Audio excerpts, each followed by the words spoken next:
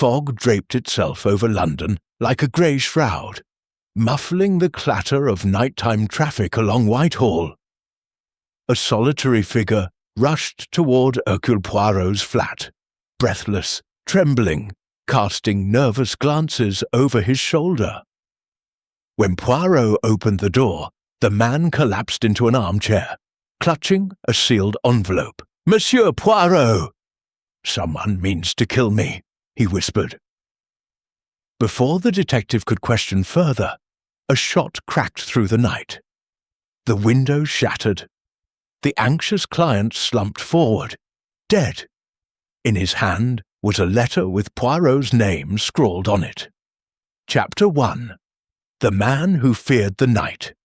The fog that evening was not merely a weather pattern, it felt like a presence.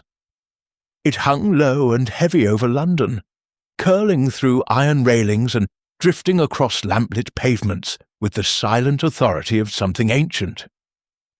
People hurried through it with collars drawn high, as though afraid the mist might whisper their secrets aloud.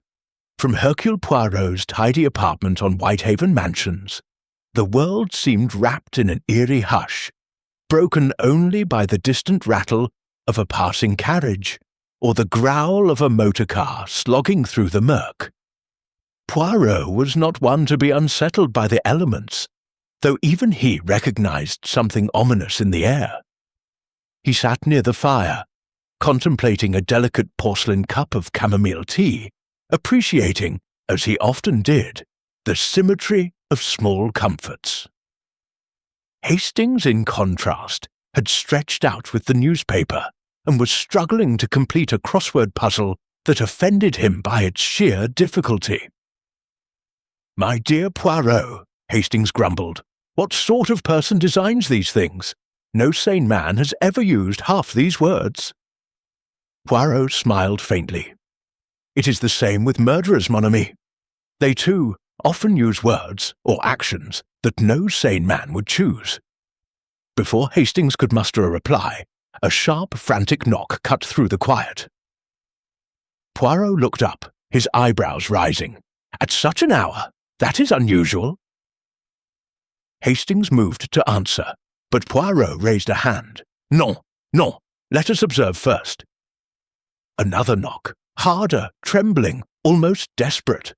Poirot nodded. "Now you may open." The door swung wide, and a man stumbled inside as though driven by the wind itself. He was pale, deathly so, with hollow cheeks and wide, panic-stricken eyes framed by dishevelled blonde hair. His overcoat was damp from the fog, and his breath came in ragged gasps. "Mr. Poirot," he managed, clutching at the arm of a chair. I must speak with you. I fear I am in the gravest danger." Poirot rose smoothly. "Please, monsieur, sit. You are among friends." The man sank down heavily, gripping the armrests as though anchoring himself to the world. Poirot observed him carefully. His trembling fingers, his dilated pupils, the faint sheen of sweat across his brow. "Monsieur," Poirot said gently, "you know my name, but I do not yet know yours." "Langford," the man said between breaths. "Adrian Langford." Hastings brightened. "Langford, the financier. I've read of you in the Times."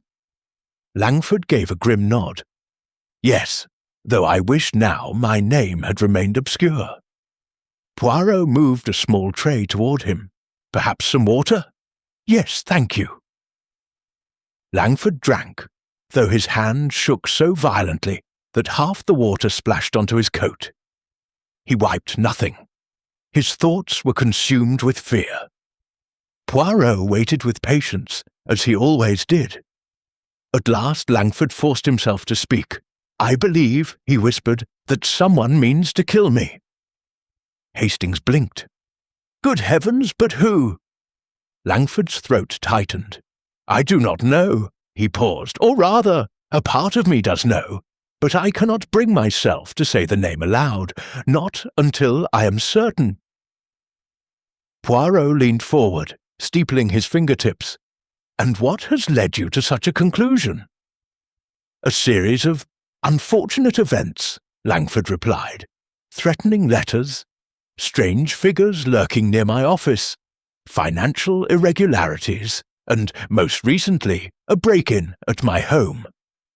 Was anything stolen? Hastings asked. No, that is the terrifying part. Whoever broke in rummaged through my papers, yes, but nothing was taken, nothing that I could see. They were not looking to steal. They were looking for something specific. Poirot tilted his head. And did they find it? Langford swallowed. I do not know, but I fear they did.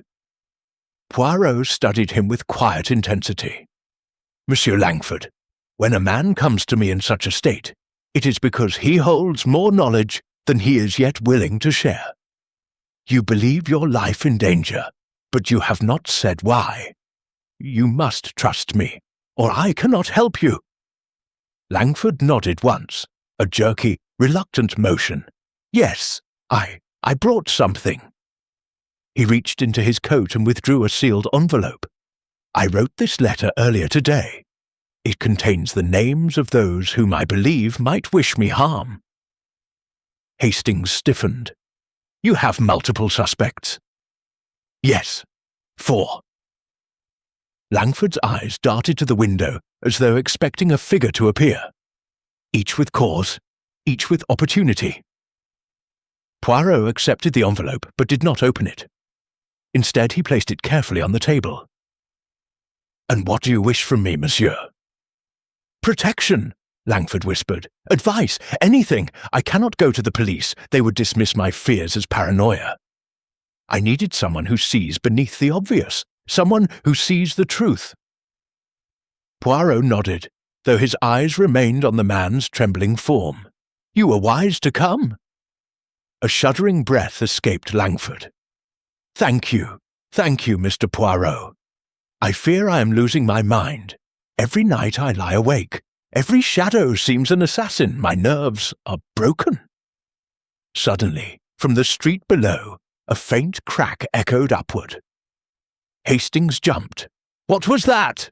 A car backfiring, Poirot said calmly. Langford clutched the arms of the chair. No, that was not. Crack! Glass exploded across the room. Langford jerked upward, mouth open in a strangled cry, and collapsed sideways. Blood darkened his shirt in a spreading stain. Good Lord! Hastings gasped. Someone shot at him. Poirot's voice was icy calm. No, mon ami, someone shot him. Hastings darted to the window. The shooter must be out there, in the fog.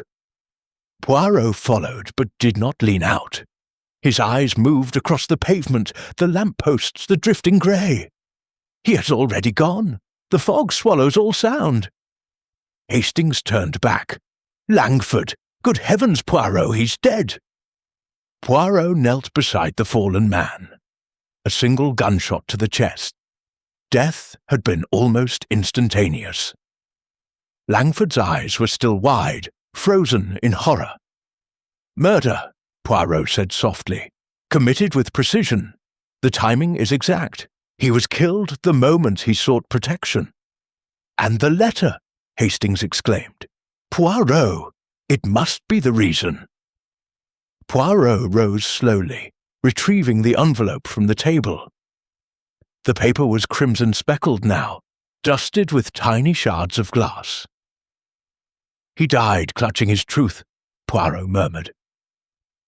The room was still save for the faint rattle of the window pane swaying in the cold wind. Poirot turned the envelope over. Langford had sealed it earlier, the wax imprint still intact. Poirot broke the seal. Hastings leaned in. Who are they? We shall discover that soon enough, Poirot replied. But observe, the writing trembles. He wrote in fear. As Hastings moved to cover the body with a coat, Poirot crouched near the shattered window and examined the sill. His fingers brushed over something soft, disturbed, and oddly shaped. Footprints? Hastings asked. Not footprints, mon ami. Poirot pointed. A single impression on the outer ledge, small, narrow, made by a flat-soled shoe. A woman's, I suspect. But could a woman have fired such a shot? Poirot smiled faintly. Do not underestimate anyone, Hastings. Fear and desperation give strength to even the most delicate of hands. Hastings suddenly stiffened. Poirot, listen! Footsteps approached outside the apartment door. Slow, hesitant, a faint shuffle. Poirot straightened. Someone heard the gunshot, Hastings said. Poirot shook his head. No, mon ami, someone expected the gunshot. The knock, soft, uncertain, echoed again. Poirot exchanged a glance with Hastings. Prepare yourself, Poirot murmured. Hastings opened the door. Standing in the dim hallway, pale and trembling, was a woman with dark hair pinned neatly beneath a felt hat. Her eyes were red from crying, her gloves engraved with elegant stitching. She appeared on the verge of collapse. I heard, she whispered. Is Mr. Langford here? I must speak with him. He asked me to come at once. Poirot folded his arms behind his back. Mademoiselle, your timing is most precise. Might I ask your name? The woman looked from Poirot to the shattered glass to Langford's lifeless body, and let out a choked cry. I'm Evelyn, she whispered. Evelyn Hartwell. Poirot's eyes narrowed. The first name on the list. Chapter 2. Evelyn in the Fog. The scream that escaped Evelyn Hartwell was not the shrill, theatrical cry of a fainting lady. It was raw, strangled grief, a sound torn from a soul too overwhelmed to restrain itself. She staggered backward, her gloved hand pressed against her mouth as tears welled in her eyes faster than she could blink them away. In the dim hallway light, she looked almost spectral, her pale face framed by the black felt hat and the trembling veil that quivered with each shaky breath. Poirot observed her with the calm intensity of a surgeon examining a patient, not cold, but precise. Every tremor, every shift of her gaze, every uncontrolled gesture was a clue. Please, Evelyn whispered, voice breaking, tell me he isn't. Poirot inclined his head. Mademoiselle, I regret deeply that Monsieur Langford is beyond the help of any physician. Her knees buckled. Hastings stepped forward instinctively, catching her arm before she collapsed onto the floor. Oh, Lord, she gasped, collapsing into a nearby chair. Adrian can't be gone. He can't. Hastings offered her a handkerchief. Poirot remained a few paces back, giving her just enough space to gather herself. After several moments, Evelyn drew a shuddering breath and looked up, her brown eyes brimming with anguish, but something else as well. Fear. I received a note from him, she said hoarsely. Earlier tonight, he asked me to come at once. He said he feared something dreadful, that he had made a terrible discovery. Her voice cracked. And now he's dead before I could reach him.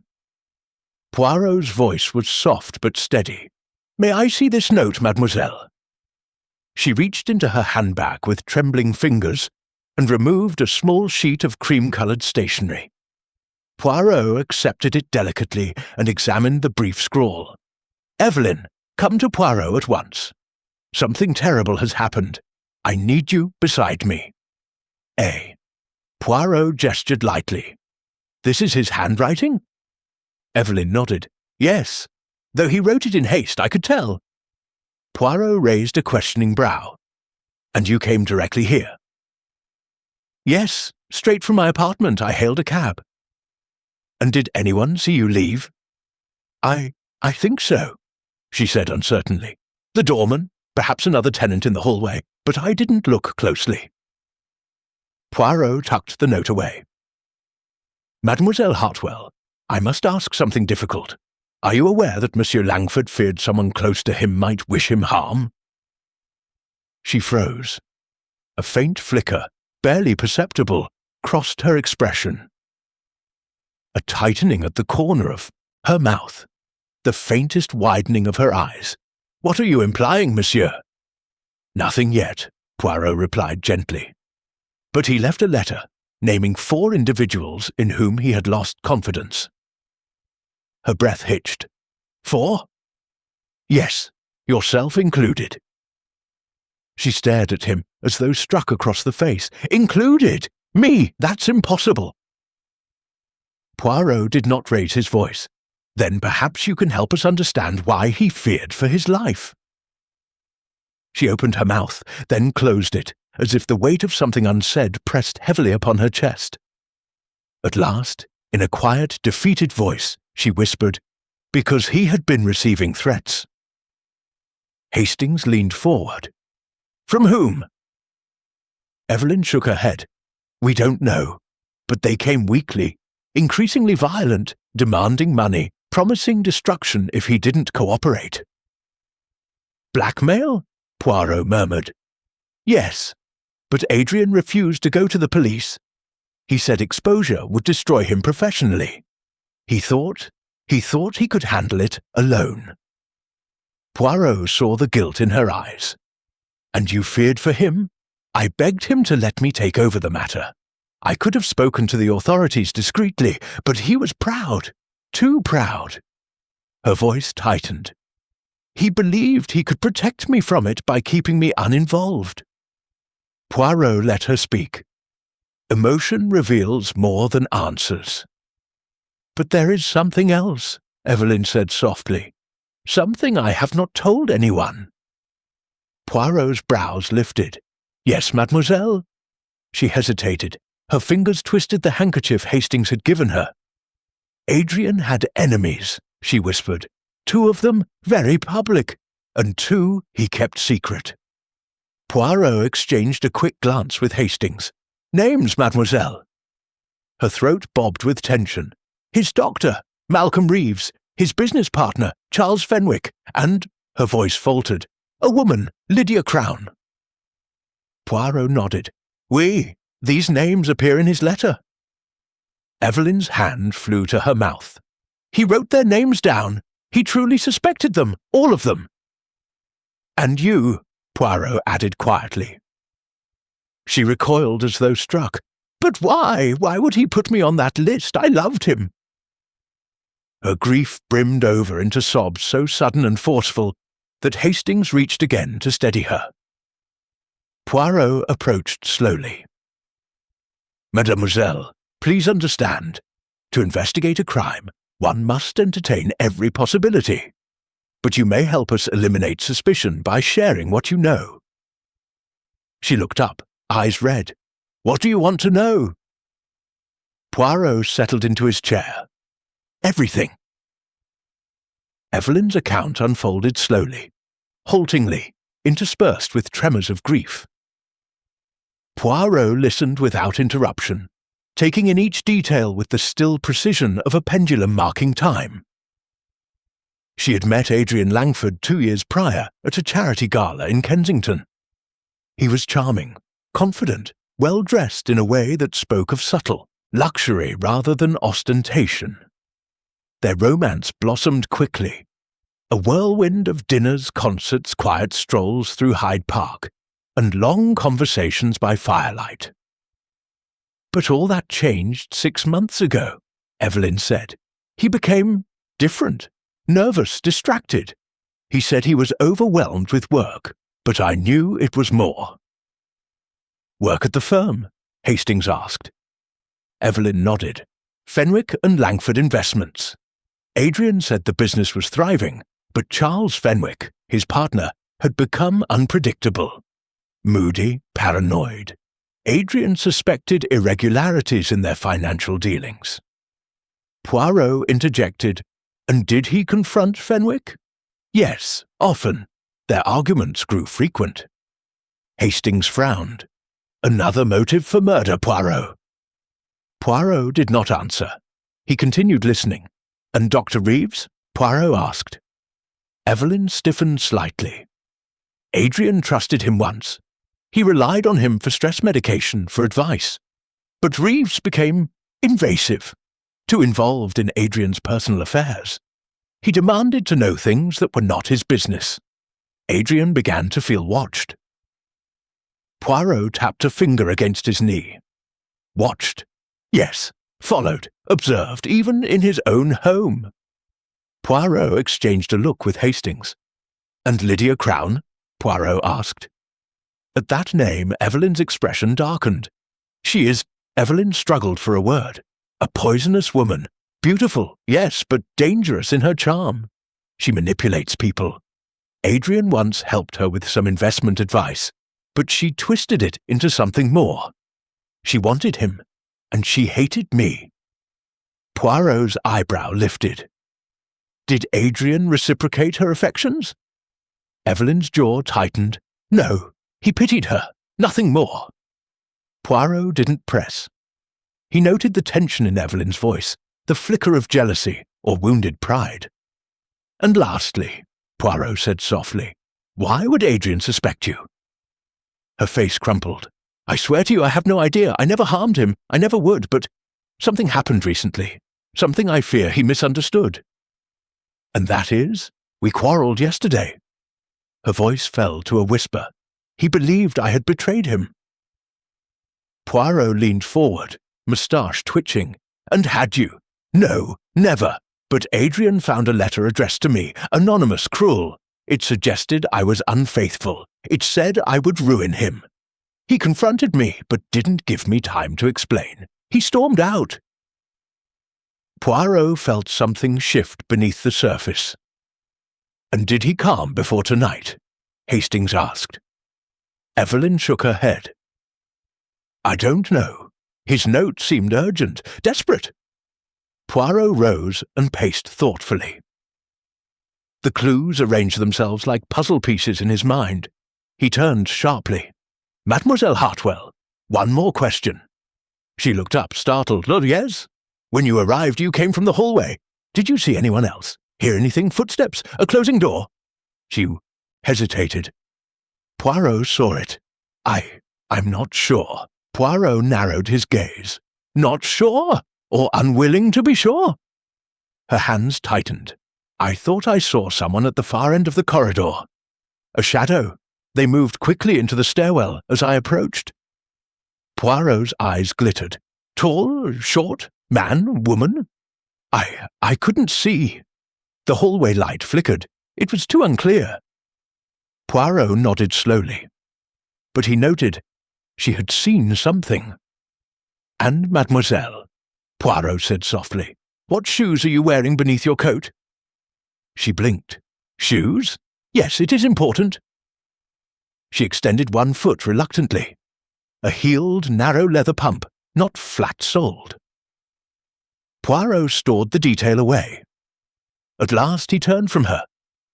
"Mademoiselle Hartwell, for your own safety, I advise you remain in London at a known residence. You must not wander alone at night." She stood shakily. "You believe I am in danger too?" Poirot's voice lowered. "Adrian Langford believed so. That alone makes it possible."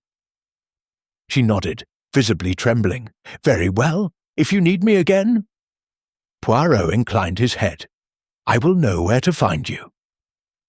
Hastings guided her to the door. She paused at the threshold, casting one last glance at Adrian's still form, her face dissolving into grief. Then she disappeared into the dim hallway. The door clicked shut. Hastings turned to Poirot. "What do you think?" Poirot lifted the envelope containing the 4 names and tapped it thoughtfully. "She is grieving, yes, but she hides something, a fear she will not yet name." He looked toward the shattered window. "And Adrian Langford's killer hides far more." Hastings folded his arms. "Where do we begin?" Poirot straightened, his expression resolute. "With the truth, mon ami, always with the truth." He picked up his coat and hat. "Come, Hastings. Tonight we visit the home of the late Monsieur Langford. There, I believe, the little grey cells shall find their next morsel." He extinguished the lamp, and together they stepped out into the heavy London fog, where danger waited as patiently as a cat by a mouse hole. Chapter 3. The widow who would not weep. The morning light drizzled across the drawing-room of the Hartwell estate like pale honey, illuminating porcelain vases, gilt-framed landscapes, and the unsettling stillness that often follows violent death. Hercule Poirot stepped inside with deliberate care, as though entering a chapel in which something sacred or profane lingered. The air smelled faintly of lavender and extinguished candle smoke. Grief lived in the house, but not grief of the ordinary kind. This was a grief that crouched in corners, suspicious and wary, as though uncertain whether it was expected to perform. Mrs. Elowyn Hartwell, widow of the recently deceased Charles Hartwell, sat poised on a chaise near the window. She was dressed impeccably in dove-grey morning silk, her posture immaculate, her face pale but dry. A lace handkerchief lay unused upon her lap. Her beauty was striking, though not youthful. It was the beauty of precision, every hair pinned, every gesture rehearsed. When she raised her eyes to Poirot and Inspector MacLeod, she did so calmly, almost with the composure of a hostess receiving callers rather than a widow facing her husband's death. "Madame," Poirot said gently, bowing with hand upon his heart, "my sincerest condolences. What has occurred is a great tragedy." "Tragedy," she echoed, as though tasting the word for bitterness. "Yes, that is what they are calling it." Poirot observed her for a moment more, before seating himself. MacLeod remained standing, arms crossed. The Scottish inspector's presence was a slab of granite beside Poirot's polished silver. "We understand," MacLeod began brusquely, "that your husband received a threatening letter 3 days ago, a letter which you saw." Her fingers tightened on the lace handkerchief at last. The first sign of emotion Poirot detected. "Yes, Charles showed it to me. He laughed at it, of course. Said it was from some disgruntled investor, or perhaps another deranged admirer of that dreadful newspaper columnist who detested him." Poirot lifted a brow. "Columnist?" "Lionel Drake, a man who found every opportunity to mock my husband's business dealings. Though," she added with an icy edge, "he enjoyed attending our parties well enough." Poirot made a mental note. Another name, another possible motive. "And the letter?" he asked. "It said, 'You have cheated your last partner. Justice will find you in the dark.' I told Charles to take it seriously, but he laughed. He said men who wish to kill do not warn their targets first."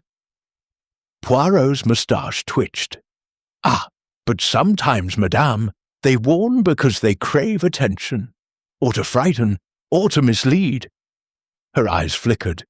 "Do you believe the threat was real?" "I believe," he said softly, "that someone wished your husband dead. Whether they wrote the letter, we shall discover." Mrs. Hartwell exhaled slowly, her facade of stoicism momentarily cracking like a porcelain mask under heat. Poirot leaned slightly forward. "Madame, forgive me for asking, but on the night of his death did your husband seem troubled?" She hesitated. Not long, but long enough for Poirot to see the hesitation rather than the answer. "He was quieter than usual," she admitted, "distracted. He said he had an urgent matter to settle with Mr. Davenport. Their partnership has been strained of late, though one does not speak of such things publicly." Poirot exchanged a glance with MacLeod. Another motive, business tension. "And you, madame?" Poirot asked with a gentleness that was nevertheless firm. "Where were you last night between 8 and 11? A chill tightened the room, subtle but unmistakable. She did not flinch. She froze. "I was in my rooms," she said, "alone, reading. I understand that looks unfortunate, but I did not go downstairs. I did not see Charles after dinner." Poirot nodded thoughtfully. It is not unusual in houses of grandeur that the married couple retires to separate wings. You do not strike me as a woman easily intimidated by suspicion." She stared at him for a long moment, then turned her face toward the window, watching the wind comb through the autumn trees. "I loved my husband," she said, but the words were smooth, hollow, perfectly crafted, like an actress reciting a line she had spoken so many times the meaning had been worn away.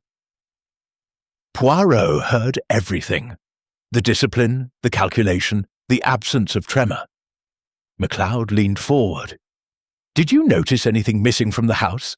Any valuables? Documents?" "Not that I'm aware of." Poirot observed the way her fingers pleated the lace of her handkerchief. Slow, deliberate folding, then unfolding. Anxiety not of sorrow, but of control. "There is something else you have not told us," Poirot said softly. Her lips parted, then closed. A shadow passed across her expression, not fear, but decision. "My husband," she said at last, "was carrying a large sum of money yesterday, in cash. He told me it was for a private settlement with Mr. Davenport. Something he wanted kept quiet, but I do not know if the meeting actually took place." Poirot's gaze sharpened. "And this money, is it missing now?" I do not know. The police have not told me." MacLeod grunted. "We found no envelope or case with such a sum in the study." Poirot rose slowly, smoothing the front of his coat. "Madame, one last question. Did your husband fear anyone?" This time her reaction was immediate. She looked at Poirot with eyes suddenly bright, not with tears, but with something harder, something sharpened by memory. "Yes," she whispered, though he would never admit it aloud. There was one person he feared, someone he thought capable of ruining him completely. Poirot leaned forward. "Who, madam?" She hesitated, and Poirot saw truth wrestling with caution. When she spoke, her voice was barely breath. "Mr. Lionel Drake, the journalist. Charles said the man knew things, private things, that could destroy him." Poirot's brow knitted. "A journalist, privy to dangerous secrets, a threatened magnate, a missing sum of money, a warning letter, and a widow who did not cry." He bowed once again. "Merci, madame. You have been most helpful." As Poirot and MacLeod stepped out into the corridor, the inspector exhaled heavily. "What do you think, Poirot? The widow hiding something?" Poirot patted his moustache, eyes narrowing. "Inspector, Madame is hiding many things, but whether they concern the murder— that is what we must uncover." He paused midway down the hall, as though struck by a sudden thought. "MacLeod, you recall the letter's phrase, 'Justice will find you in the dark'?" "Aye." Poirot's eyes gleamed. "I do not believe it refers merely to darkness. It refers to a place." "A place?" Poirot murmured. "Yes. And I think Charles Hartwell knew exactly which." The chapter ends on this realization, a glint of deduction forming, the silhouette of truth beginning to stir. As Poirot steps out of the house, the wind rustling through the estate grounds like a whisper of secrets yet to be unearthed. Chapter 4. The Journalist in the Shadows. The offices of the London Sentinel were a battlefield of clattering typewriters, cigarette smoke, and harried young men weaving between desks stacked with drafts and deadlines. Hercule Poirot, immaculate and serene amid the chaos, drew every pair of eyes as he entered. His polished shoes clicked with a rhythm that seemed almost out of place in the frenetic newsroom. Inspector MacLeod followed behind him, sturdy and imposing, cutting through the haze like a warship through fog. A young assistant approached with a mixture of awe and apprehension. "Sirs, may I help you?" Poirot inclined his head. "We seek Monsieur Lionel Drake." The assistant blanched slightly. "He's in his office. He's not in the best of moods today." "Alors," Poirot murmured with faint amusement, "it appears we share a mutual inconvenience." He and MacLeod were led to a glass-partitioned office in the far corner of the room. Inside sat Lionel Drake, a man in his late 40s with a lean face sharpened by cynicism. His dark hair was streaked with silver, his shirt slightly undone, his tie askew. He looked like a man who had stared far too long at the ugliness of the world and decided to make a living out of exposing it. A half-burned cigarette hung precariously from the corner of his mouth as he wrote with rapid intensity. Drake glanced up, and his expression shifted instantly when he saw Poirot. "Well," he drawled, removing the cigarette and crushing it in a tray, "the famous Hercule Poirot graces our humble den of ink and scandal. To what do I owe the privilege?" Poirot stepped inside, folding his hands delicately behind his back. "Monsieur Drake, we come regarding the death of Charles Hartwell." The journalist's eyes remained steady, but something behind them flickered. "So the rumours were true. Hartwell's dead." "You do not sound surprised," MacLeod observed with a grunt. Drake leaned back in his chair. "Hartwell lived like a man running from his own shadow. That sort tend to find their end eventually." Poirot studied him. "You published several articles highly critical of Monsieur Hartwell. You accused him of defrauding partners, of exploiting workers, of bribery." "Because it was true," Drake said sharply. "The man was a parasite wrapped in silk, but I didn't kill him, if that's what you're dancing toward." Poirot made a small gesture of denial. "I dance only to the rhythm of facts, monsieur, and one fact is that Charles Hartwell feared you." Drake's jaw tightened. "Good. He should have." MacLeod stepped forward. "The widow claims Hartwell believed you possessed information that could ruin him. Care to elaborate?" Drake's eyes narrowed. "She told you that? She would." Poirot's eyebrow arched. "You disapprove of Madame Hartwell?" "Oh, she's clever," Drake said with a thin smile. "Too clever by half. Behind that porcelain face is a woman who knows exactly how the world works and how to twist it to her advantage." Poirot noted the bitterness in his tone. "You speak as a man who knows her well." Drake shrugged. "I've attended their parties, collected whispers, observed from the edges. That woman is no grieving wife, Poirot. She is relieved." Poirot tilted his head. "Relieved? You heard me?" Silence settled between them like dust. Poirot broke it first, his voice calm. "Monsieur Drake, 3 days before Monsieur Hartwell's death, he received a threatening letter. Signed by no one. We wish to know if you wrote it." Drake let out a short, cold laugh. "I don't threaten my enemies. I expose them. I put their sins on the front page, not in cowardly, anonymous notes." Poirot believed him, partly. But the truth was rarely so clean. He took a step closer, lowering his voice slightly. "You implied that Monsieur Hartwell's secrets were dangerous. Tell me, monsieur, what was he hiding?" Drake's smile faded. He looked toward the glass wall, ensuring no ears pressed too close. "Hartwell," he said quietly, "was involved in offshore investments that were far from legitimate. He promised profits to partners that didn't exist, and he was preparing to sell one of his companies illegally, behind the board's back. I was gathering evidence, enough to print a career-ending exposé." Poirot's eyes glinted. "And the money? The sum he withdrew yesterday?" Drake stiffened. His reaction was too sharp to ignore. "I don't know anything about money." Poirot observed the tapping of his fingers, the sudden dryness in his voice. "Do you lie to me, monsieur?" Drake rose abruptly, irritation flaring. "I have nothing more to say."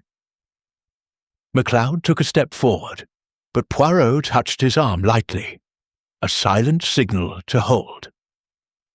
Poirot faced the journalist with a serene firmness. "You will forgive me, monsieur, but you possess an advantage. You see the world in shadows, you deal in secrets, and yet you guard your own quite fiercely." Drake's pale eyes hardened. "Get to the point." Poirot leaned in just enough that the journalist felt the weight of his scrutiny. "Where were you last night, between 8 and 11? Drake hesitated, just long enough to betray discomfort.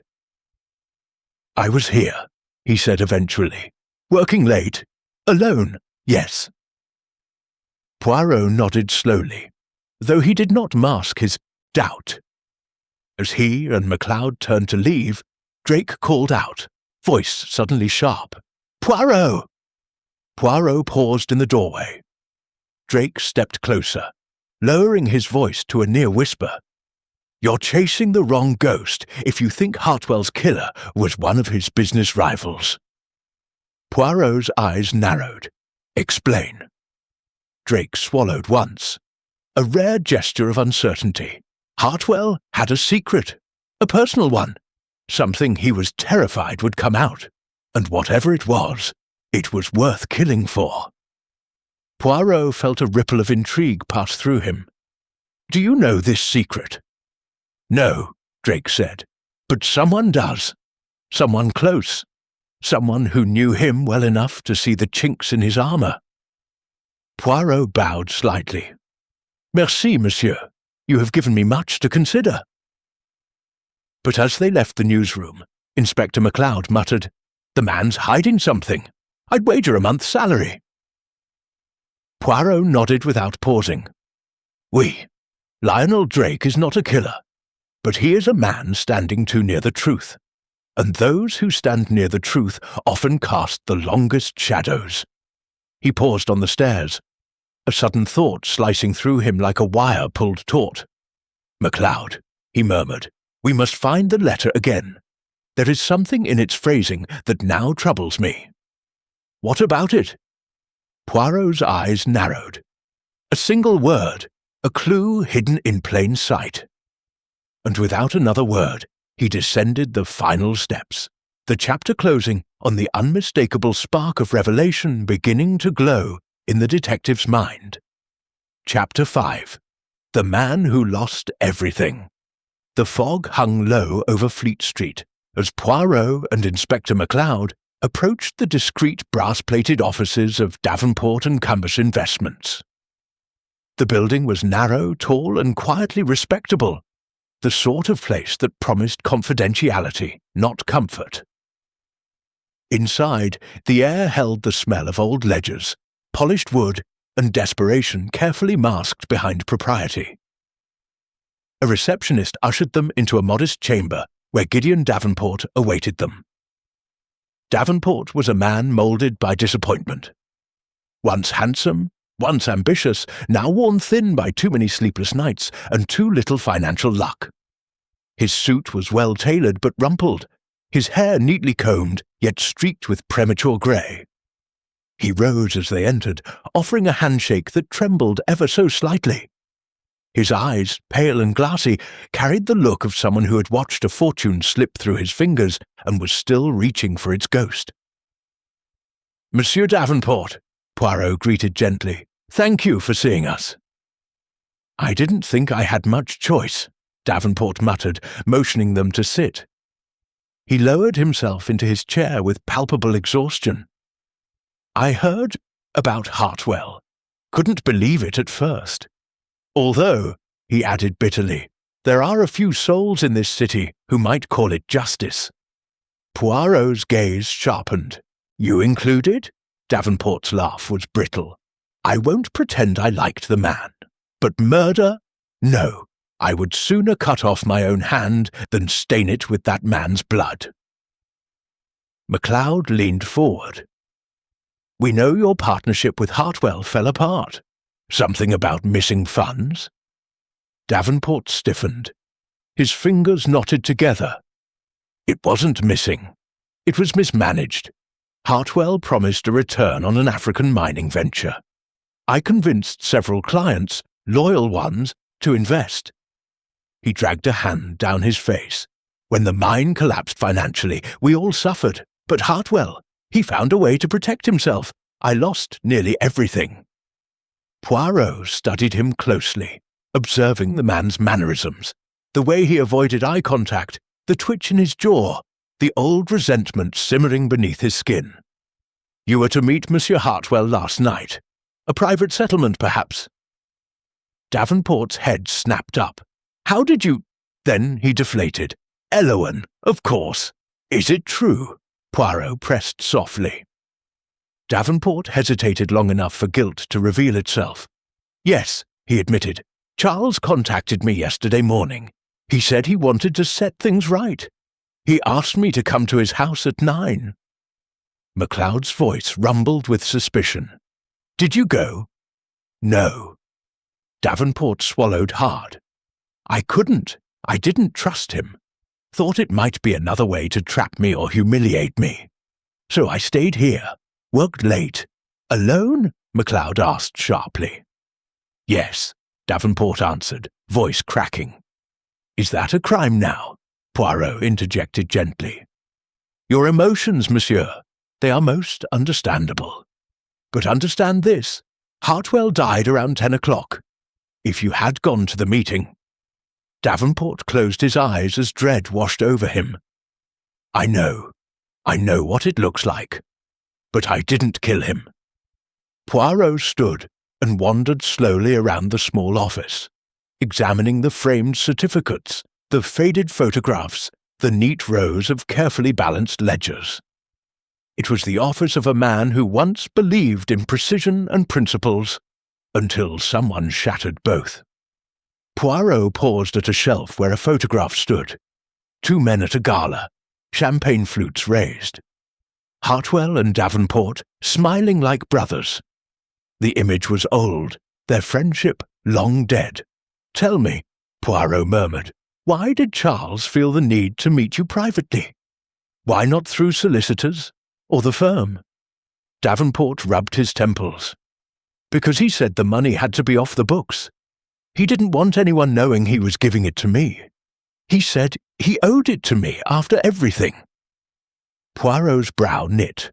This money, would it be the same large sum that is now missing from his study? Davenport looked startled.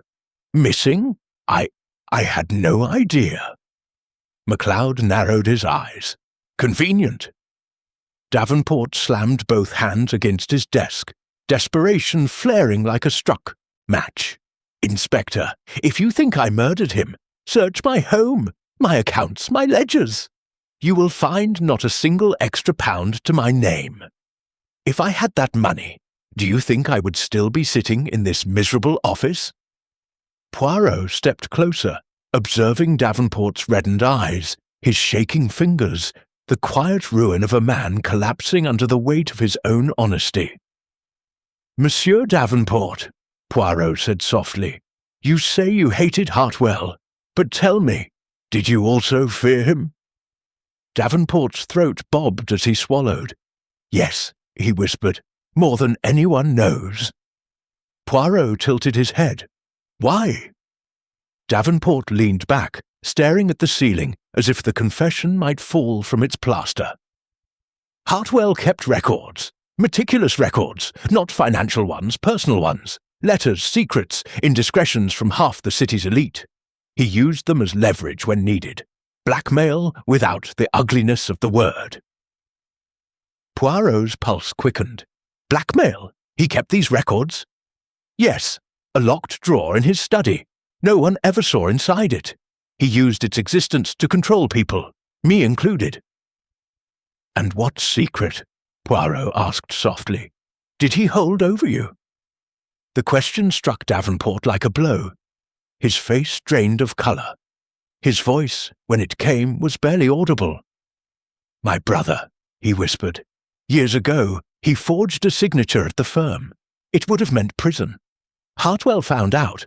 But instead of exposing him, he used me, to secure my loyalty, my silence, my obedience. I was bound to him, trapped, and he never let me forget it."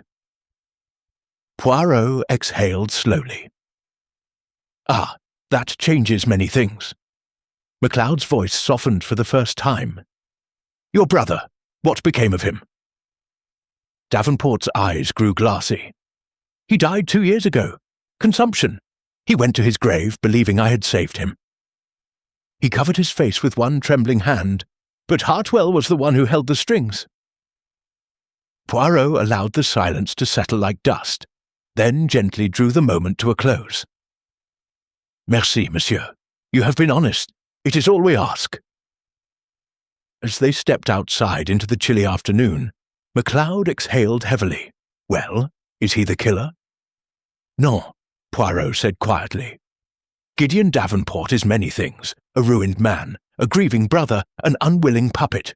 But he is not a murderer." MacLeod frowned. "Then what did we learn?" Poirot's gaze drifted toward the distant outline of Hartwell's estate. "We learned that Charles Hartwell lived by secrets, controlled by secrets, and died for secrets." He paused, tapping one gloved finger thoughtfully against his moustache. "And now, Inspector, we must find the drawer." Chapter 6. The Drawer That Would Not Open. The Hartwell estate stood brooding under the weight of an overcast afternoon, its stone facade cold as a mausoleum. Poirot and Inspector MacLeod approached the heavy oak doors with renewed purpose. The elusive drawer, whispered about by Davenport, now pulled at Poirot's mind like a thread begging to be drawn. Inside, the air was taut with the quiet dread of servants who had grown accustomed to tiptoeing through grief. A maid led them wordlessly to Charles Hartwell's study, her eyes lowered as though the room still belonged to the dead. The study was just as Poirot remembered it. Immaculate, orderly, but humming with a tension as palpable as a held breath. Books lined the walls in symmetrical rows. The Persian rug lay perfectly centered. The mahogany desk gleamed with obsessive polish. Yet beneath the serenity lay something concealed, something dangerous. Poirot stepped toward the desk. "Inspector, you recall what Monsieur Davenport told us. A locked drawer in this very room. The keeper of secrets." "Aye," MacLeod muttered, "and maybe the keeper of a motive." Poirot slid his fingertips across the desk's smooth surface. Every document lay, neatly arranged, every pen aligned. He pulled open the visible drawers one by one, empty except for stationery, ledgers, a few receipts, too clean, too untouched, as though someone had swept away all traces of guilt. Poirot paused, knelt slightly, and tapped the underside of the desk. "Here," he murmured. MacLeod crouched beside him. "A hidden compartment." "Observe, mon ami, the grain of the wood. It is subtly interrupted here." Poirot pressed gently, and a faint click sounded. A panel dropped open, revealing a narrow metal drawer with a brass lock. MacLeod let out a low whistle. "Well, I'll be damned." Poirot smiled faintly. "Language, Inspector. We stand in the presence of the deceased." "Sorry," MacLeod grunted. "Old habit." Poirot examined the lock closely. "This is not an ordinary lock, handcrafted.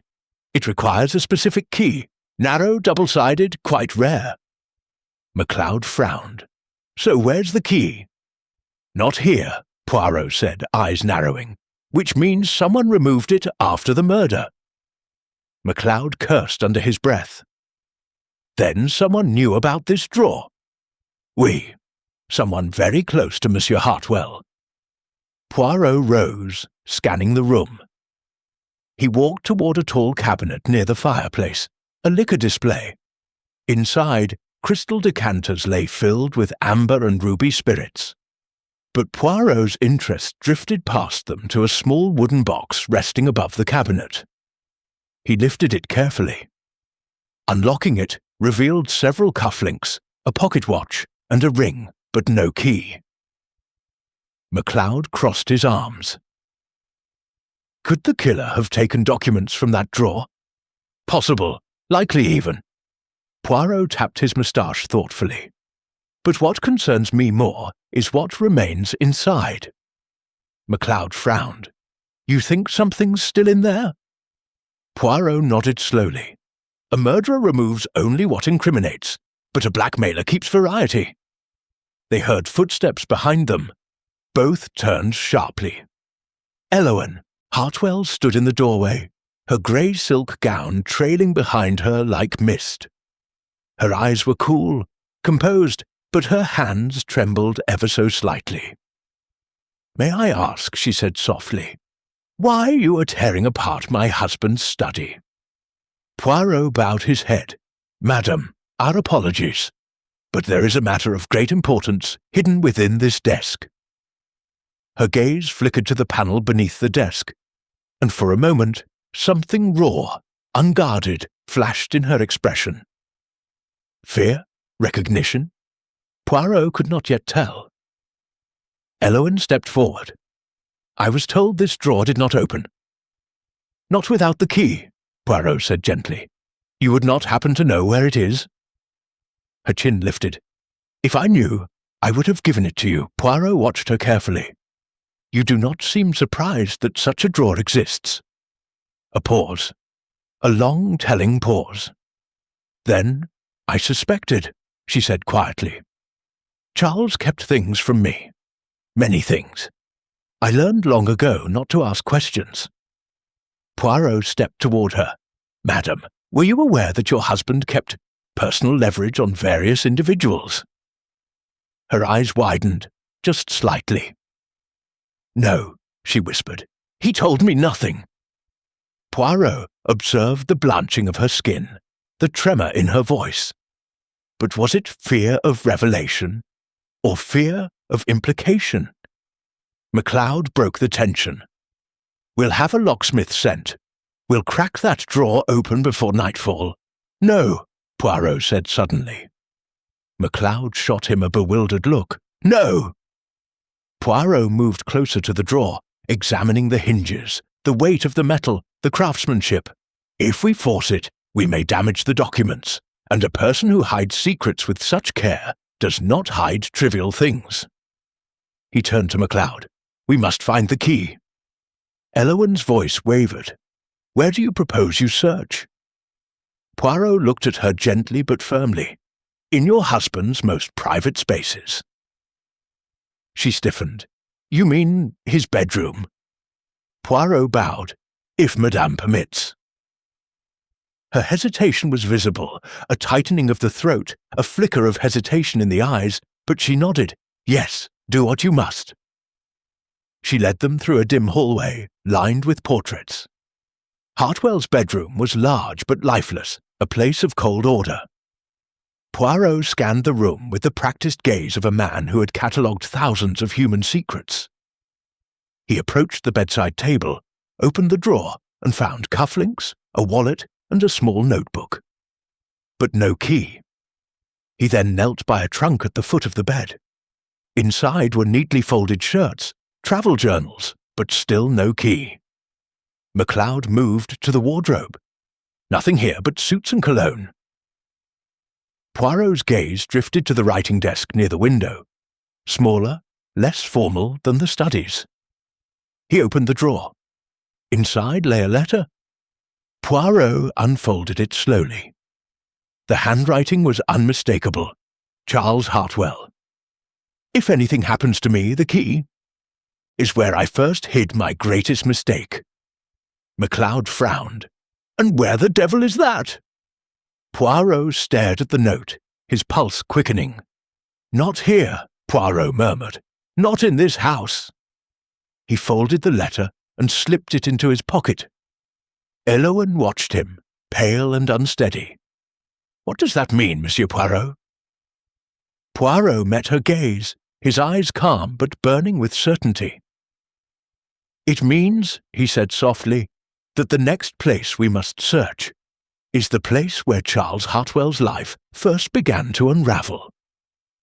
And as they left the bedroom, Poirot felt the threads tightening, the drawer, the key, the hidden mistake, converging toward a truth long buried but ready to rise. Chapter 7. The Master of Disorder. A soft drizzle tapped against the windows of Fern Lodge as Hercule Poirot prepared once more to confront the peculiar chaos stitched through every corner of the case. Evening fog clung to the gardens like a shroud, making the silhouettes of trees seem bent with grief. Inside, the atmosphere was close, anxious, and tremulous, as though the house itself trembled under the weight of secrets. Poirot stood near the unlit fireplace, his fingertips pressed together, his eyes half closed. "It is the hour," he murmured softly, "when the truth begins to fear the light." At his request, all the principal figures had gathered once more in the drawing-room. Evelyn Marsh, pale and tight-lipped, Harold Vance, trying to look composed while failing spectacularly, Lydia Gray, leaning back with her arms crossed, and Dr. Rowan, hands clasped in front of him with forced serenity. Alison, Mrs. Hargrave's nervous maid, waited near the corridor, unsure why Poirot had summoned her too. The detective opened his eyes. They were sharp, vibrant, alive. "Mes amis," he began, "I believe the time has come to examine not only what happened, but who among you thrives in disorder." A ripple of unease passed through the room.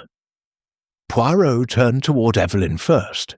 "Mademoiselle, earlier today you told me you had visited Mrs. Hargrave only once this week, on Tuesday. But the maid, Alison, observed your distinctive perfume lingering in the corridor on Thursday afternoon." Evelyn stiffened, her fingers tightening on the armrest. I had forgotten. I stopped by briefly, only to leave a charity pamphlet. I didn't want to disturb her."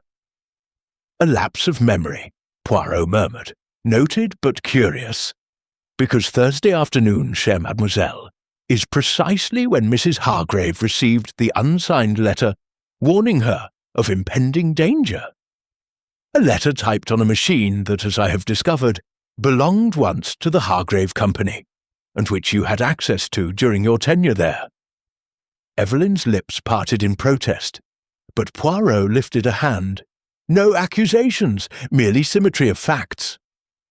Harold Vance chuckled nervously. "Well, that seems rather thin for an accusation, don't you think?"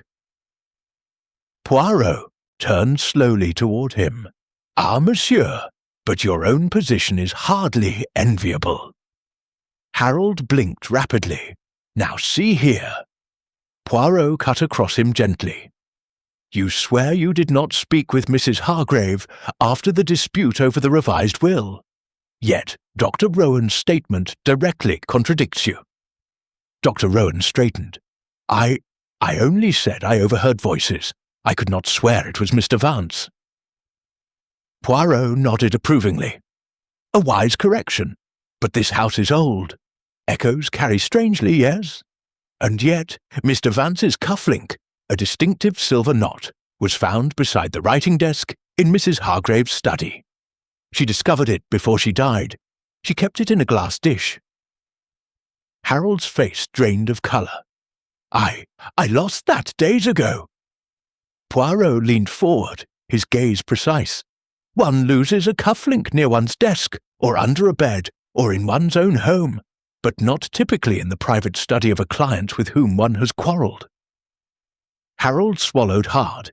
"I didn't kill her.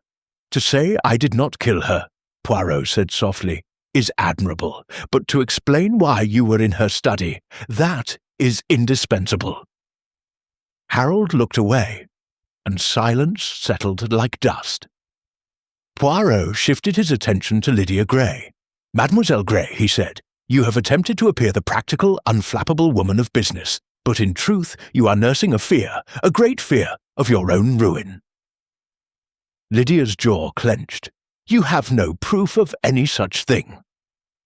"On the contrary, I found traces of magnesium powder on the carpet of Mrs. Hargrave's bedroom. The same powder used on the photographic plates you keep in your briefcase. You visited her room on the night she died." Lydia's eyes flashed. "I was photographing stained glass designs for her charity portfolio. She asked me to." Poirot inclined his head. "Perhaps. Yet no plates from that night exist. No negatives, no prints. Strange, is it not?" Lydia did not answer. Poirot walked to the centre of the room. "All of you," he said, sweeping his arm in a semicircle, "have tried to mislead me. Some through clumsy deceptions, others through omissions or half-truths.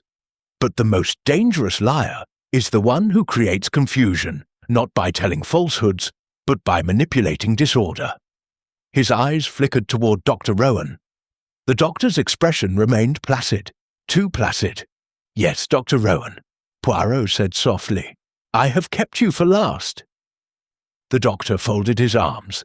"And what precisely do you imagine I have done?" Poirot walked toward him, his voice gentle but razor-sharp. "You were the one who declared the death an unfortunate accident. Convenient for you, as you were the only one with unquestioned access to Mrs. Hargrave's medication. Convenient also because the sedative in her bloodstream, though subtle, was of a variety used almost exclusively within your own practice." Rowan's brows knit.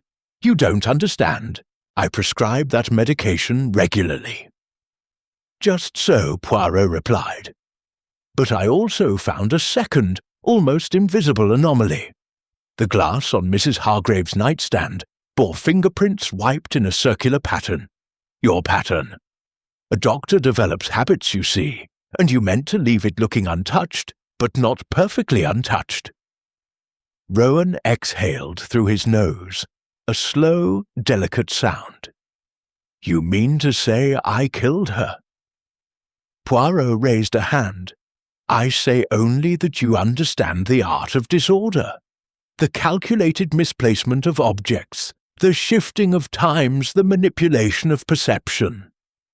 For example, you were the one who told Harold Vance that Mrs. Hargrave wished to see him one last time, when in truth Mrs. Hargrave made no such request. A clever way to confuse the timeline." Evelyn gasped. You orchestrated all our movements?" Poirot nodded. "Yes. He placed each of you in proximity to the victim at various times, making each of you a plausible suspect. He positioned all of you like pieces on a board." Rowan's lips curved into the faintest smile. "You accuse me of grand design, Monsieur Poirot, but people are unpredictable pieces." Poirot's voice sharpened. "Except when guided by an invisible hand?" Tension snapped through the room like a wire drawn too tight. Lydia stood abruptly. "Why would he do it? What motive could a doctor possibly have?" Rowan's eyes flickered, the first crack in his composure. Poirot answered calmly. "Mrs. Hargrave discovered something relating to her late husband's trust accounts, and a series of unauthorized medical reimbursements. She confronted Dr. Rowan about it. She threatened exposure." Rowan stepped forward slowly, controlled, deliberate. "You have proof of this?" "Not yet," Poirot replied, "but I shall, and you know I shall. That is why you began to tighten the web of disorder, so that I would lose my way." Poirot straightened, his silhouette sharp against the lamplight. "But unfortunately for you, I do not lose my way, not even in fog." Rowan's jaw clenched. His eyes darted toward the corridor, toward escape. Poirot lifted a hand gently. "I would not recommend it, Docteur." There was a long, suspended moment of silence, as though the house held its breath. Then Rowan sat down slowly, clasping his shaking hands together. "I did not intend to kill her," he whispered, "but once she threatened me, I saw no other path." The confession hung in the air, unfinished, uncertain. Poirot leaned in, his voice low. "Oh, But there is still much more you have not said. And that, Dr. Rowan, is what Chapter 8 shall reveal. Chapter 8. Secrets in the Shadows. The night had fallen thick and heavy over the Hartwell estate, wrapping the grounds in a cloak of inky blackness that seemed almost alive. Hercule Poirot walked along the gravel path leading to the small, neglected greenhouse at the far end of the garden. The rain had stopped, leaving droplets glimmering like scattered jewels on the leaves. Each step made a faint crunching sound, a rhythmic counterpoint to the storm of thoughts running through his mind. Inspector MacLeod followed silently, boots sinking slightly into the damp gravel, his expression sombre and taut. They had learned much already, about the widow, the journalist, the ruined investor, and the manipulative doctor. But the final threads of this tangled web still eluded them. The greenhouse door creaked under Poirot's hand, but inside the air was warm and humid, fragrant with the scent of damp soil and flowers. It was here, Poirot knew, that Charles Hartwell had kept something very precious, something not entirely financial in nature, something that explained why certain people had moved so dangerously close to his death. Rows of potted plants lined the narrow space, their leaves brushing against each other, creating a rustling that sounded almost conspiratorial. Poirot's eyes scanned the room, noting every anomaly. The slightly raised floorboard near the eastern wall, the smudge of dirt on the windowsill, the faint scratch marks along the doorframe. He knelt near the eastern wall and pressed against the floorboards. A hollow sound confirmed his suspicion. With a swift, precise movement, he lifted the board to reveal a small metal box, tarnished and old but carefully locked. He turned to MacLeod. "Observe, Inspector, here lies the heart of the mystery, the object for which men have lied, schemed, and indeed killed." MacLeod grunted. "Looks like a trinket box to me," he said, sceptical. Poirot's expression remained serious. "A trinket to you, perhaps, but to Charles Hartwell it was a key to leverage, to power, to destruction. And it is not empty, mon ami. Someone removed nothing but left much." Poirot examined the lock closely. It was intricate, a double mechanism that required a small key with a peculiar curvature.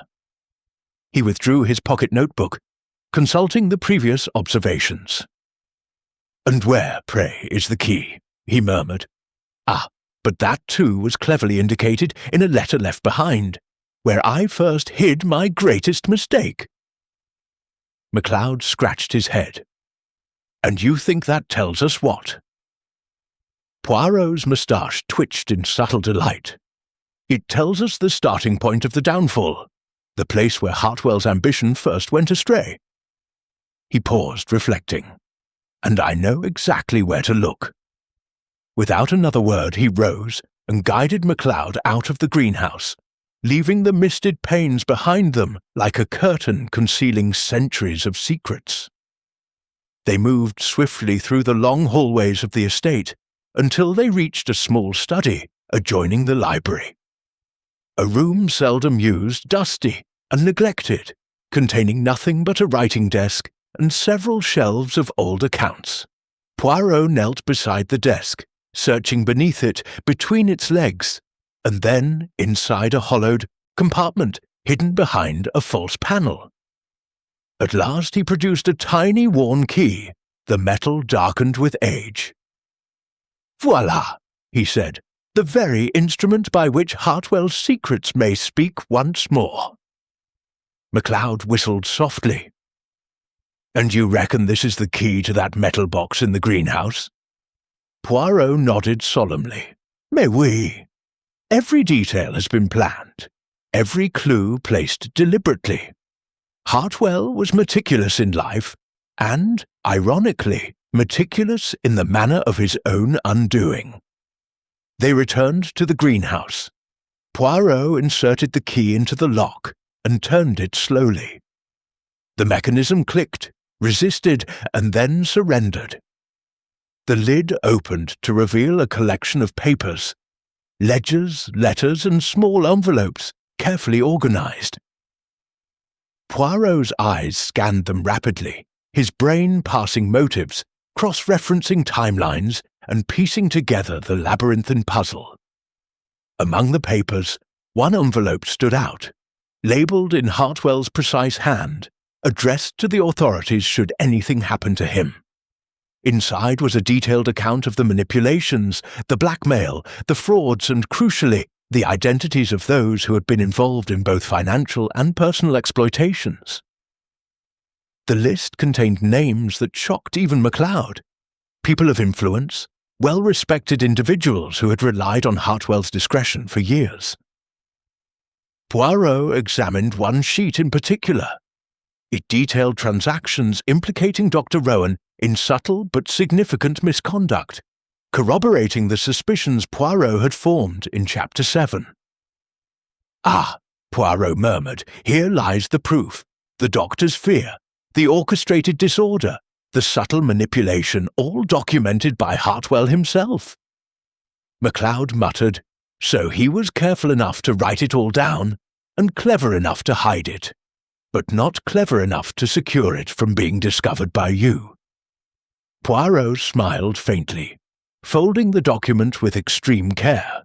"The brilliance of this, Inspector, is that Hartwell's life and death now illuminate motive, opportunity, and the cascading effects of ambition. Here are the letters he received, the warnings he sent, and the subtle threats he faced. Here are the shadows that followed him to his final night." They continued sorting through the box. Each paper was a thread, each envelope a thread's knot, weaving a story of greed, fear, jealousy, and manipulation. Poirot's observations were quick, precise, noting discrepancies in dates, variations in handwriting, and subtle marks on envelopes that suggested who had handled them most recently. Finally, Poirot turned to MacLeod. "Inspector, we are near the crux. The papers explain the chain of events, but not the exact sequence of the fatal act. That we must deduce through inference, observation, and psychological insight." MacLeod frowned. "And you think the doctor acted alone?" Poirot's expression was inscrutable. "Perhaps, perhaps not. What is certain is that the due next steps must be careful. The widow, the journalist, the investor, they all possess pieces of the puzzle. But only the one who manipulated disorder had the opportunity to exploit the precise moment of Hartwell's vulnerability." As they carefully returned the papers to the box, Poirot allowed himself a small smile. "The night is long, Inspector, but the truth is patient. It waits in shadows, just as Hartwell's secrets waited in this box. Now we have them in our possession. Soon we shall see how those shadows acted upon the world of the living." The chapter closes with Poirot, standing amid the lush greenery of the greenhouse, holding the key to the drawer, the metal box open before him, and the secrets of Charles Hartwell spilling out like a dark tide. Outside, the fog thickened, but Poirot's mind was clear, sharp, and piercing, ready to uncover the final threads of deception. Chapter 9. The confession in the dark. The storm had returned with a vengeance, lashing against the Hartwell estate in sheets of rain that rattled the windows and made the trees sway like skeletal arms. Inside, the drawing-room was tense and shadowed, lit by flickering gas lamps and a single fire struggling against the chill. Hercule Poirot paced slowly, his movements precise, deliberate and measured, while Inspector MacLeod watched the assembled group of suspects with quiet suspicion. All were present. Mrs. Hartwell, pale and composed as ever, Harold Vance, fidgeting with the edge of his sleeve, Lydia Gray, her arms crossed tightly, and reluctantly, Dr. Rowan seated in the far corner, with a mask of calm that barely concealed his unease. Poirot paused in the centre of the room, steepling his fingers. "Mes amis," he said softly, "we have walked the paths of uncertainty, followed shadows, and observed the interplay of secrets. Now, we arrive at the moment when those shadows must reveal themselves." He gestured toward the widow.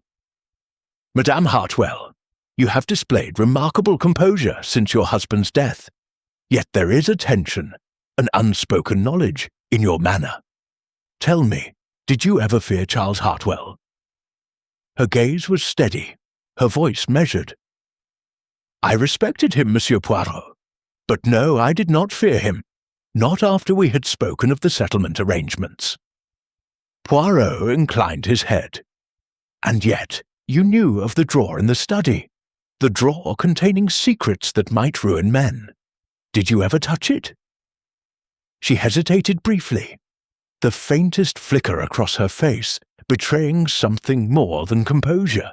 "No," she said firmly. "I left all matters of business to him. I had no need." "Ah," Poirot murmured, turning to the others, "and here lies the first layer of deceit. Appearances do not always mirror reality. Each of you, in your own way, has manipulated perception. Yet one among you has allowed fear to dictate action, fear so precise that it led to murder." He moved to Dr. Rowan. "Monsieur, you are a man of habit, of order, of intellect. You understand the human body, the mind, and crucially, how to manipulate both. On the night of Monsieur Hartwell's death, you entered his study under the pretense of a casual visit. You knew he would be isolated, vulnerable. You knew exactly where to place your influence." Rowan's hands clenched. His calm cracked slightly. I only intended to warn him." Poirot's eyes narrowed, piercing. "Warn him? Or to prevent exposure of your misdeeds? Monsieur, you were in possession of the sedative, a subtle, precise chemical, one that administered in the right dose incapacitates without leaving suspicion. You have knowledge, means, and opportunity." Harold Vance shifted in his seat. "Enough! You're accusing him without proof." Poirot lifted a hand, quieting him. "Not yet, Inspector, not yet. Evidence alone tells part of the story. Human behavior tells the rest. Consider, for example, the magnesium powder on the carpet, Mademoiselle Gray. A false trail, cleverly laid, but ultimately leading to a detail too small to matter. Each of you thought you could misdirect. And yet, the meticulous recording left behind by Hartwell in the metal box reveals precisely the sequence of actions on that fateful night." He turned back to Rowan, whose breathing had become shallow. "The sequence is simple in its clarity. You entered the room, administered the sedative with careful hands, and left, intending only to create incapacitation. You underestimated Monsieur. Charles Hartwell struggled longer than you anticipated. Death was not part of your plan, yet it occurred. And when you returned to ensure nothing remained, you manipulated objects to suggest the presence of others. The drawer, the letters, the misplaced cufflink, tools of confusion, tools of chaos." Rowan's face drained of colour. I did not intend, I swear. It was supposed to be temporary." Poirot's voice softened, almost compassionate. "Ah, but intent and consequence are often divergent. You created a death without planning for it, manipulated perception, and sought to control the narrative. And yet the truth is patient. The ledger, the letters, the box, all were preserved by Hartwell's meticulous hand, waiting for the one with discernment to discover them." Mrs. Hartwell's hands twitched slightly in her lap, though she said nothing. Poirot turned toward her once more. "Madame, you need not fear exposure. Though your composure is admirable, you were not part of the fatal act.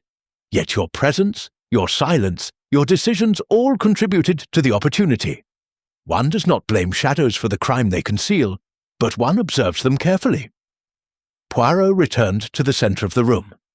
Now, let us hear the confession in its entirety. You, Dr. Rowan, must admit what you did, why you did it, and how you sought to disguise it. Only then may we close the chapter of this tragedy with understanding, rather than mere accusation. Rowan's shoulders slumped. The mask of control shattered completely. His voice was barely audible. I feared ruin.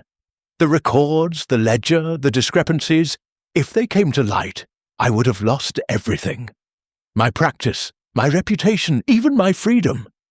Charles Hartwell discovered my manipulations and confronted me. I panicked. I never meant to kill him, but I wanted him subdued, temporarily, until I could remove the evidence, until I could regain control. But the sedative, it was too strong. He died before I could act further. Poirot's expression remained calm, but his eyes glimmered with the satisfaction of truth uncovered. And the misdirection, the cufflink, the powder, the fabricated threats to others, these were instruments of fear, fear used to protect yourself. Yet fear is a fragile architect. The house of deception collapses under scrutiny. MacLeod exhaled heavily. Bloody hell! And all this time we were chasing shadows and red herrings. Poirot's moustache twitched with the faintest hint of a smile. Exactly, Inspector. Shadows mislead the eyes. Only the mind perceives the shape of the truth. And now, with the confession and the documents from the box, the narrative of events becomes clear. Death was unintended, yet inevitable, under the circumstances created by fear, opportunity, and mismanagement of secrets. Rowan sank fully into his chair, head bowed, defeated. I suppose I must face the consequences. I understand now. Everything is revealed. Poirot turned toward the group as a whole. Mes amis, what we have observed here is a human pattern. Fear creates action. Secrecy magnifies error. And meticulous planning cannot overcome the unforeseen realities of human weakness. Charles Hartwell, in life, controlled many. In death, he allowed his own careful records to guide us, as though he foresaw that order and justice might finally align. The room was silent, save for the crackle of the fire and the soft murmur of the storm outside. Each person was weighed down by the revelation, by the understanding of human frailty, and by the undeniable fact that even the smallest misstep, when combined with fear, could lead to tragedy. Poirot stepped back, his posture straight, calm and resolute. Let the confession serve as the bridge between mystery and understanding. The night is dark, but now the path forward is illuminated. Justice, though delayed, need not be denied. MacLeod nodded, finally allowing a measure of relief to enter his expression. Looks like the puzzle's solved, Poirot, but it's a grim solution. Poirot's eyes softened. We, Inspector, grim, yes, but necessary, and through understanding we may prevent repetition of such errors. The mind that observes carefully, unlike the one that acts blindly, may yet preserve life and reason where fear would destroy it. The chapter ends with the storm outside, easing into a muted drizzle, shadows retreating from the windows, and Hercule Poirot standing at the centre of the room. The confession complete, the pieces of the human tragedy laid bare for all to see. Chapter 10. The Unravelling of Shadows. The first pale light of dawn crept through the tall windows of the Hartwell estate, casting a soft glow over the rooms that had been steeped in darkness and tension for so long. Hercule Poirot stood in the drawing-room, hands folded neatly behind his back, surveying the scene. The storm had passed, leaving the grounds glistening with rain, droplets reflecting the fragile calm that now replaced the tumultuous night. Inspector MacLeod paced beside him, the weight of sleepless hours evident in the slump of his shoulders. The truth had been extracted, confessions made, and yet the human heart still trembled under the burden of its own follies. Poirot's eyes swept over the assembled figures. Mrs. Hartwell, composed but weary. Evelyn Marsh, still pale from the strain of the last revelations. Harold Vance, recovering from his near accusation. Lydia Gray, thoughtful and measured. And of course, Dr. Rowan, subdued and resigned to his fate. The air was thick with a mixture of relief, lingering fear, and unspoken reflection. Poirot turned first to the widow, her presence now less an enigma and more a testament to resilience. "Madame," he began softly, "through all this you have maintained dignity. Your husband's secrets did not claim your composure, though they threatened to claim all else." She inclined her head slightly. "Thank you, Monsieur Poirot. It has been difficult, but I am grateful that the truth is known." Poirot moved closer, his gaze sharp yet kind, and truth is indeed our ally. It reveals not only the misdeeds of men, but also their errors, their fears, and their attempts to navigate a world of deception. Each of you, in some measure, has contributed to both confusion and clarity. He turned to the group as a whole. "Let us recount the final sequence. Charles Hartwell, meticulous and secretive, maintained a repository of information capable of destroying reputations. Among those who had access to his life, Dr. Rowan, motivated by fear of exposure, took actions that led inadvertently to Hartwell's death. The manipulation of objects, the strategic misdirection, the attempt to disguise intent, all were tools of disorder, employed with precision. Yet, disorder cannot fully conceal truth, for it leaves subtle traces." Rowan, seated with his hands clasped in resignation, murmured, "I did not intend to kill him. I only sought to protect myself." "Indeed," Poirot replied, calm and assured, "and yet intent does not alter consequence. The sedative you administered, the environment you manipulated, the timing you calculated, all combined to bring about death. And though your reasoning was human, your method was flawed. For the truth, monsieur, finds its way." MacLeod exhaled, slowly. "Aye, you can see the logic, Poirot, but the fear, the planning, it's incredible. One man's anxiety can topple so many lives." Poirot inclined his head. "Human emotion, Inspector, is often a more powerful architect than intellect. Observe the others."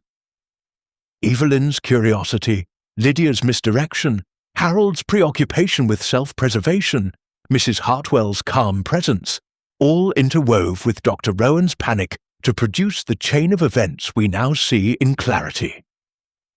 The human mind, in fear and secrecy, tends to multiply chaos exponentially.